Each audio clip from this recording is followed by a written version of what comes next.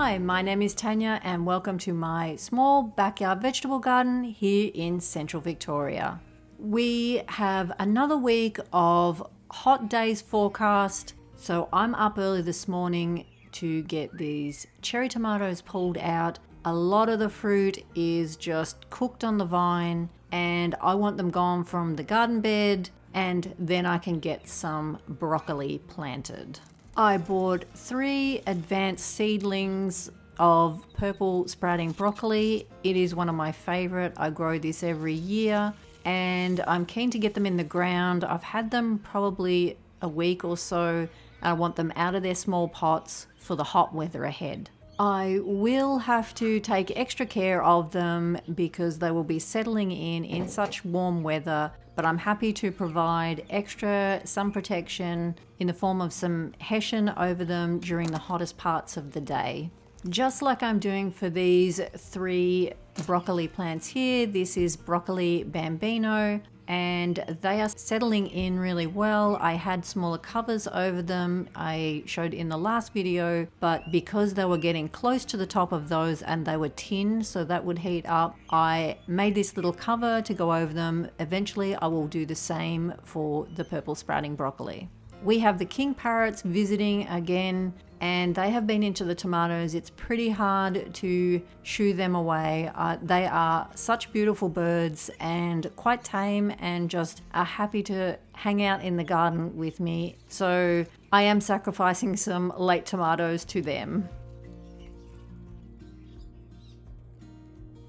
Okay, let's get these cherry tomatoes pulled out. What I like to do, because it can sometimes feel like quite an overwhelming job. These are absolutely huge. I'm 5'8" and this towers over me and has grown across the bean tunnel. So it is quite a big job.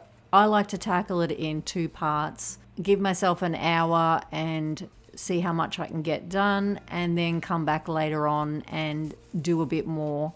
I'm like everyone else, I have pockets of time, and if I waited until I had 4 hours just to conquer this and get it all done, it probably wouldn't get done. So I try to use an hour here and there, making sure I'm out in the garden every day, just ticking off lots of little things. And by the end of the week, you realize that so much has got done, and I'm mentally and physically feeling all the better for it. I have quite a strict rule with myself, and that is that I must spend 10 minutes every day out in the garden.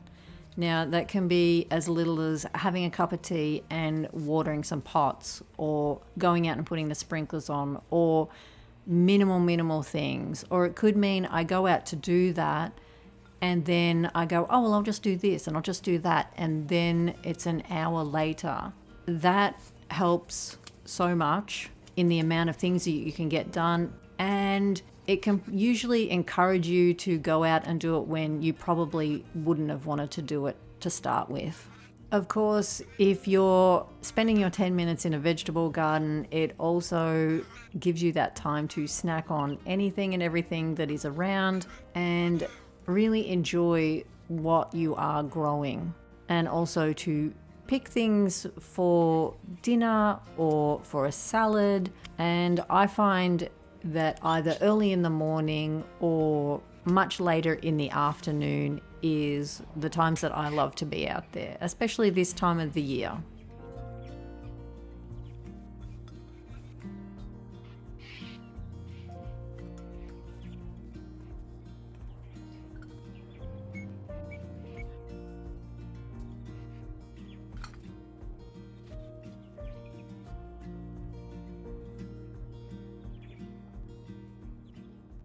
As I'm working through this, I'm making sure I pick anything that is not overripe or coming up to some sort of color, and I can take those inside and make use of them. I love to have whole cherry tomatoes in the freezer and grab them out. I use them in lots of winter dishes where you want maybe a whole tomato sort of just cooked down. And being a cherry tomato, they are quite economical on space in the freezer. So I think you get a lot for the small space that they take up. Sometimes I do halve them and put them in the freezer, and then they can go on top of quiches or egg pies, but I always make sure I have plenty of whole frozen cherry tomatoes.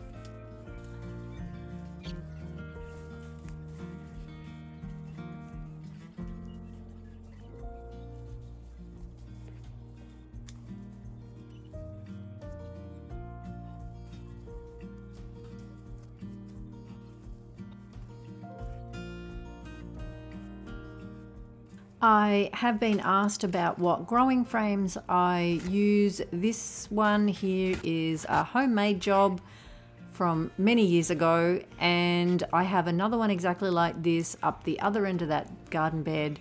And I also use the silver tomato cages that I bought a lot of years ago. They have been a good investment, even though some of the worlds have broke. I had tied them up and then I had them mended. So they have been a good investment. They're quite sturdy, even though they're $30 each or something like that to buy now. I think they've been worth it. You can get the coloured ones that are a lighter gauge wire.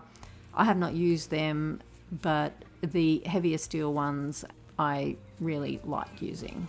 Sometimes when the tomatoes are quite top heavy, like with the Tasmanian chocolates, I have to put in extra stakes to secure them because the steel that goes into the bed is not holding them up. That's no big deal. I have some twirly wire ones that I also bought a long time ago, which are still available. They work really well because they sort of twist into the soil, or even just a piece of Rio bar would work fine. And of course, these are just my experiences. Other people might have completely different thoughts on them, and that is fine. You just have to use something that works good for you. I'm happy to have just mesh over the tunnel and just make use of anything I can get secondhand. When I buy something, it is usually an investment. I spend maybe a bit more money, or sometimes I don't. Sometimes it's secondhand. Sometimes I find it, for next to nothing. But it is always something that is going to last a long time. I had planned to leave those beetroot in, but decided to take them out, and I will re-sow a few more in probably a better position now I'm working at the end of this bed. I did notice that the beetroot I had planted in the other garden bed is now coming up to a good size. I'll be keeping an eye on those so I can allow room for the carrots to grow as well.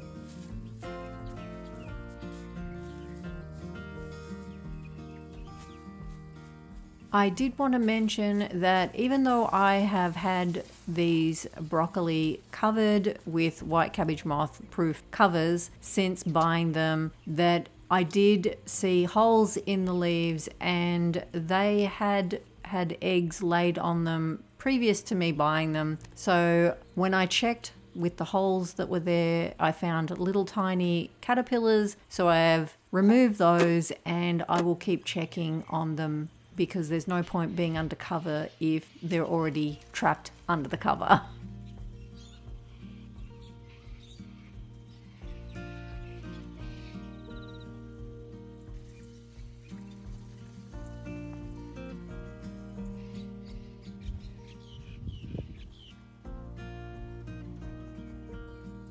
It's now late afternoon, and I'm going to get these broccoli plants in the ground because of the hot days that are forecast. If I had more space and more cooler days, I would wait to plant these. I'm going to get them in the ground, and let them settle in and take good care of them. Normally I would rather let the soil settle a bit more, have it watered for a couple of days or at least a day, but I'm not going to risk them staying in their small pots over this bout of hot weather we're having. I actually love these decisions when you have a small garden and you're juggling placement of things.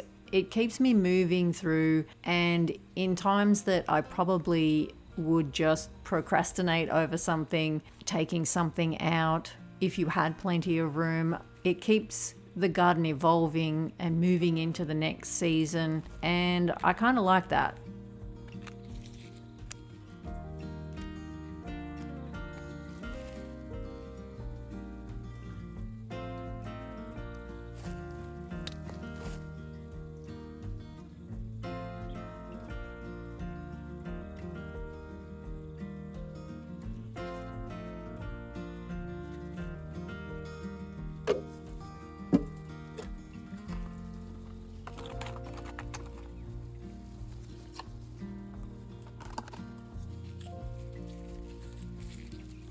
I'm very happy with my decision of pulling out the tomatoes. It has meant that the basil has taken off. It is beautiful and lush, and I'm looking forward to picking a lot more.